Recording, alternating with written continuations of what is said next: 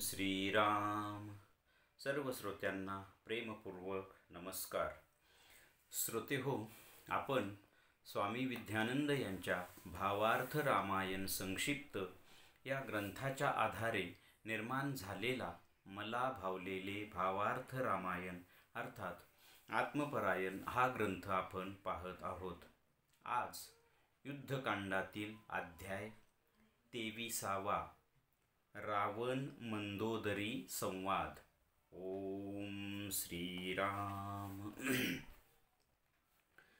श्रीरामांनी रणांगणात रावणाचा पराभव केला हे ऐकून मंदोदरी रावणाच्या महालात येते व रावणास समजावून सांगण्याचा प्रयत्न करते.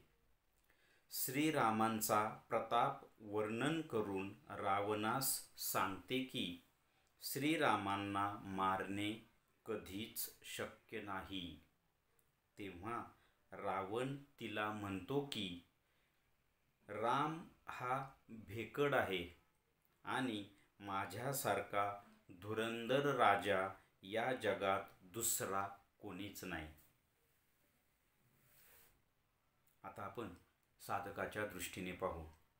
साधकाच्या अध्यात्म प्रवासात त्याच्या अंतरंगातील युद्धभूमीवर तो अशुद्ध अहंकार म्हणजेच रावण त्या आत्मस्वरूप सद्गुरूंकडून म्हणजेच श्रीरामांकडून परास्त झाला आहे हे पाहून ती सात्विक बुद्धी म्हणजेच मंदोदरी त्या अशुद्ध अहंकाराकडे येते व त्याला सात्विक बोध करण्याचा प्रयत्न करते. त्याबरोबरच त्या आत्मस्वरूप सद्गुरूंच्या तेजाचे, चैतन्याचे, प्रकाशाचे व शक्तीचे गुणगान करते व त्या अशुद्ध अहंकाराला उपदेश करते की अशा या सामर्थ्यवान आत्मस्वरूप सद्गुरूंचा तू कधीही विनाश करू शकत नाहीस.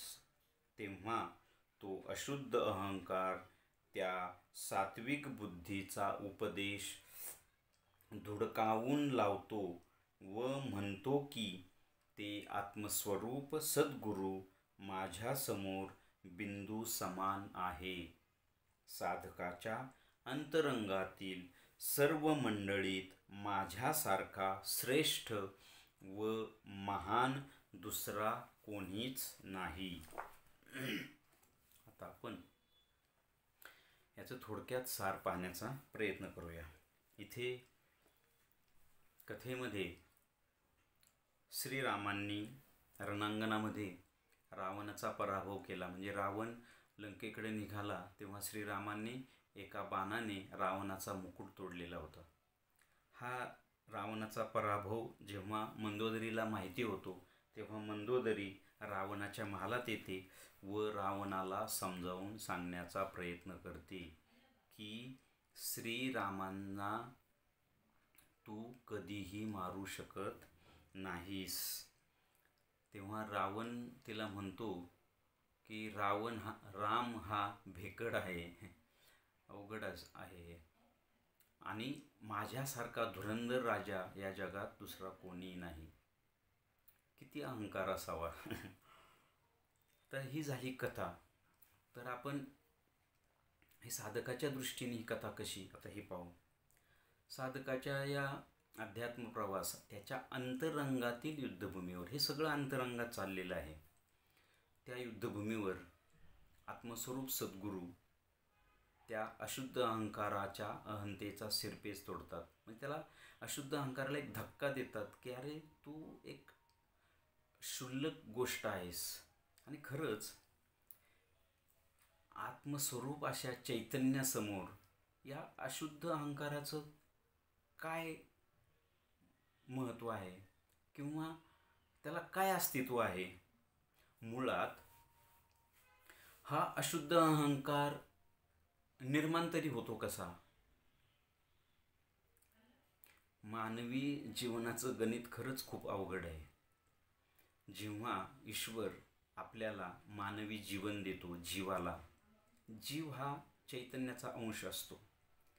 त्या जीवाला इथे जीवनाचा अनुभव घेण्यासाठी ईश्वर आपल्याला इथे पाठवतो. मला इथे या पृथ्वी तलावर ईश्वराने का पाठवले, हे जीवन का दिले, हा शरीर का दिले, तर माझ्या जीवाला म्हणजेच मला या जीवनाचा अनुभव घेऊन ईश्वर म्हणजे काय, हे विश्व म्हणजे काय, मी म्हणजे काय, या सगळ्यांचं ज्ञान प्राप्त करून घेऊन आणि या सगळ्यांचा अनुभव देऊन मीच ईश्वर आहे या अवस्थेपर्यंत जाण्यासाठी मला हे जीवन मिळालेलं आहे. परंतु इथे होतं काय, त्या जीवाला किंवा मला, मी जेव्हा या जीवनात येतो तेव्हा मला माझ्या या माझ्या देहाच्या निमित्ताने सगळ्या या अनात्मव्यवस्थेची, नातेवाईकांची, सत्तेची, पदाची, संपत्तीची, सौंदर्याची, याची ममता निर्माण होते, याविषयी ममता निर्माण होते आणि मी माझं ध्येय विसरून जातो. मला काय, मी कशासाठी इथे आलो आहे, ईश्वराने मला इथे का पाठवलं आहे, हे मी विसरून जातो. याची ममता निर्माण होते आणि या ममतेमधूनच या सगळ्याचा अहंकार निर्माण होतो. आपण कथेमध्ये कैकसीला ममता म्हटले आणि ममतेच्या पोटी रावणाचा म्हणजे कैकसीचा मुलगा रावण आहे ना, आणि रावणाला आपण अशुद्ध अहंकार म्हटले. तसं मला जेव्हा हे जीवन मिळतं जीवाला, तेव्हा त्याला या सगळ्या गोष्टी मिळतात ना, म्हणजे देह, त्याच्या देहाच्या अनुषंगाने सगळे नातेवाईक, सत्ता, संपत्ती, पद, प्रतिष्ठा किंवा गरिबी, श्रीमंती, दुःख, सुख, हे सगळं मिळतं आणि याची ममता निर्माण होते आणि या ममतेतूनच अहंकार निर्माण होतो. कशाचा अहंकार, की मी देह आहे, मुळं हा अहंकार पहिला निर्माण होतो आणि मग माझं ध्येय बाजूला पडतं. मी देह आहे, यातून मग माझी सत्ता, माझी संपत्ती, माझे नातेवाईक, माझी श्रीमंती, माझी गरिबी, एवढंच काय, माझं दुःख, दुःखाचा सुद्धा अहंकार असतो. हे दुःख कोणाचं आहे, माझं. म्हणजे बघा, एखादी भयंकर घटना आपल्या जीवनात घडली की आपण काय म्हणतो, मला खूप दुःख झालं, मी प्रचंड दुःखात आहे, मी प्रचंड संकटात आहे.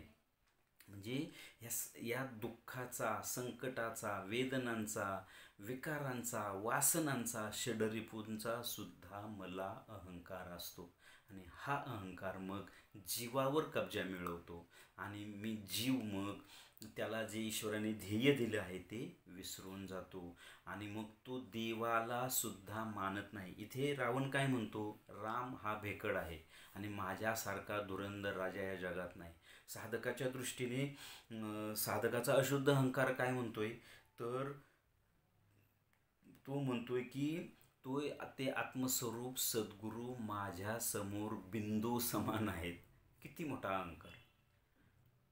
म्हणजे तो आत्मस्वरूप आपण आत्म्याला आत्मस्वरूप सद्गुरू किंवा श्रीरामांना आत्मस्वरूप हे नाव दिलेलं आहे ना, तर तो श्रीराम किंवा तो आत्मा माझ्या समोर बिंदू समान आहे आणि ह्या अशुद्ध अहंकाराला ज्ञान देण्यासाठी नेहमी सात्विक बुद्धी प्रयत्न करते. कारण सात्विक बुद्धी ही सात्विक झालेली असते, शुद्ध झालेली असते, मन प्राण हे शुद्ध झालेले असतात, परंतु अशुद्ध अहंकार या कोणाचंही ऐकत नाही. या सगळ्यांचा उपदेश धोडकावून लावतो आणि हा अशुद्ध अहंकारच मग जीवाला अनेक जन्मामध्ये दुःखाच्या खाईत ढकलून देतो. जीव हा चैतन्यमयच असतो, परंतु तो या अशुद्ध अहंकाराच्या तावडीत सापडतो आणि जीवाला ममता निर्माण होते. हो, आणि ममतेतून हा अहंकार निर्माण होतो, हा अहंकारच जीवावर कब्जा मिळवतो आणि जीव याच्या अखंड तावडी सापडतो. कुठपर्यंत, जोपर्यंत हा अशुद्ध अहंकार शुद्ध होत नाही. आणि अशुद्ध अहंकाराची ही अशुद्ध जी मंडळी आहेत ना, ही जोपर्यंत शुद्ध होत नाही तोपर्यंत जीवाला या दुःखातून मुक्ती मिळत नाही.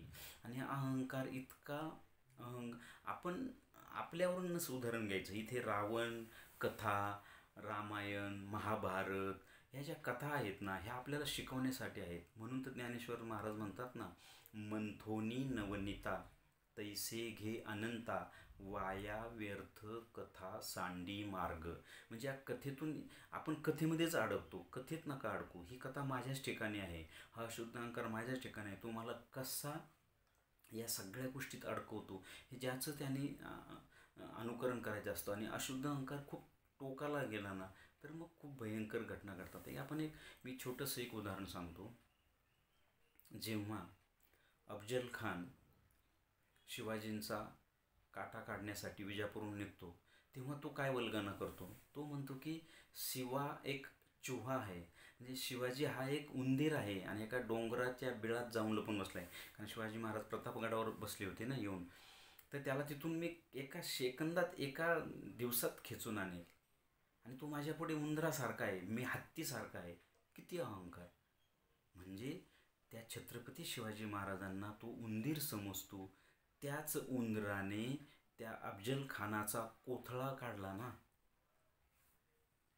एक अफजल खान इथे माझ्यातला अशुद्ध अहंकार आहे असं आपण समजायचं. आणि तो आत्म्याला, आत्मस्वरूप सद्गुरूंना काय समजतो, उंदीर समजतो. परंतु हा उंदीरच त्याचा कोथळा काढतो की नाही. छत्रपती शिवाजी महाराज अफजल खानाचा कोथळा बाहेर काढतात. तसंच मी माझ्या जीवाने जर मनावर घेतलं आणि माझी मन प्राण शुद्ध होऊन जर मी साधना करत करत राहिलो, तर माझ्या अंतरंगातलं आत्मस्वरूप किंवा माझे अंतरंगातल्या हृदयातले सद्गुरू या हत्तीरूप अफजल खानाचा कोथळा काढल्याशिवाय राहत नाही. कथेमध्ये श्रीराम रावणाचा विनाश केल्याशिवाय राहत नाही. तसंच माझ्या किंवा साधकाच्या अंतरंगातील या अशुद्ध अहंकाराचा शुद्धीकरण करून त्याला विश्वमय तरी केलं जातं किंवा त्याचा विनाश तरी केला जातो. तो जो बिंदू समान रावण म्हणतो ना, किंवा साधकाच्या दृष्टीने अशुद्ध अहंकार म्हणतो ना, की ते आत्मस्वरूप सद्गुरू माझ्यासमोर बिंदू समान आहे. तर तो बिंदूच शिंदू होतो आणि त्या अशुद्ध अहंकाराचं अस्तित्वच संपवून टाकतो. कसं? जेव्हा आपल्याला सद्गुरू अनुग्रह देतात, तेव्हा सद्गुरू त्यांच्या चैतन्य शक्तीतला एक बिंदू माझ्या ठिकाणी प्रवाहित करतात. अनुग्रह म्हणजे काय? अनुग्रह म्हणजे सद्गुरूंचा शक्तीतला एक बिंदू माझ्या ठिकाणी प्रवाहित होणे आणि मग मी साधना करून त्या बिंदूची वाढ करून त्याचं सिंधूत रूपांतर करणे. म्हणजे ते करत असताना माझ्या अंतरंगातील सगळ्या घटकांचं शुद्धीकरण करणे. त्याचबरोबर या अशुद्ध अहंकाराचाही नामशेष होतो. अशुद्ध अहंकार संपूर्ण एक तर शुद्ध तरी होतो आणि तो वैश्विक स्वरूप धारण करतो. हे विश्व मीच आहे, किंवा तो असं स्वरूप धारण करतो शुद्ध झाल्यानंतर, सोहम, तो मी आहे, तो ईश्वर मी आहे, असं अहंकाराचं स्वरूप निर्माण करण्याचं कार्य आपल्या अंतरंगातील सद्गुरू करत असतात, आत्मस्वरूप सद्गुरू करत असतात. कारण तो बिंदू देतात, नुसता बिंदू देऊनच ते थांबत नाही, आपल्याला सतत प्रवाहित करत राहतात. आपल्याला हे सगळे धक्के खाऊन, वेदना, पीडा, धक्के, संकटे, हे सगळं खाऊन साधक बलवान होतो, शुद्ध होतो आणि त्याचाच सिंधू निर्माण होतो. आणि या अशुद्ध अहंकाराचं एकतर विनाश केला जातो किंवा त्याचं रूपांतरण केलं जातं. तो शुद्ध अहंकारात रूपांतरित होतो आणि मग तो म्हणतो मीच ईश्वर आहे. तर हा अहंकार चांगला, मीच ईश्वर आहे, तो ईश्वरच होतो, तो अहंकारच ईश्वर होतो. कारण कथेमध्ये जेव्हा रावणाचा मृत्यू होतो, तेव्हा रावणाची आत्मज्योत श्रीरामाच्या हृदयात येऊन शिरते, म्हणजेच रावण श्रीराम होतो. तसंच साधकाच्या दृष्टीने साधकाच्या अंतरंगातील हा अशुद्ध अहंकार जेव्हा साधकाच्या साधनेने शुद्ध होतो, तेव्हा अंतरंगातील सगळ्या घटकासहित तोच ईश्वर होतो, तोच आत्मस्वरूप सद्गुरू होतो, तोच आत्मा होतो. आणि हीच प्रक्रिया प्रत्येक साधकाच्या बाबतीत होत असते. इथे या अशुद्ध अहंकाराची पण तीच होणार आहे, रावणाची सुद्धा तीच होत असते. परंतु त्याच्या अगोदरचा जो हा प्रवास आहे, तो किती आपण शिकण्यासारखा आहे या कथेतून, हे ज्याचं त्यानं शिकावं. आणि मला वाटतं हेच या अध्यायाचं सार आहे. श्रीरामार्पणमस्तु. हरिओम तत्सत. ब्रह्मार्पणमस्तु.